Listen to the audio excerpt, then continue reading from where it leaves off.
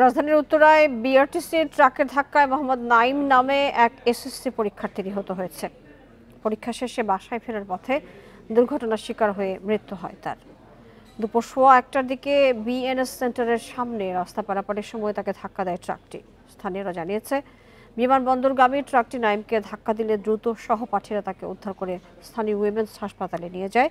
পরে বেলা 3:15টার দিকে ঢাকা মেডিকেলে নেওয়া হলে চিকিৎসক মৃত ঘোষণা করেন। বান্ডেল থাকলে প্রতি সেনমানিতে টাকা বাঁচবে। বিকাশ সেনমানি বান্ডেল কিনে জিতুন প্রতি লেনদেনে। Naim Uttara high school and কলেজের বিজ্ঞান বিভাগের শিক্ষার্থী ছিলেন। উত্তরা 5 নম্বর সেক্টরের বাসিন্দা নজরুল ইসলামের ছেলে এবং নাইম বাবা মায়ের একমাত্র সন্তান।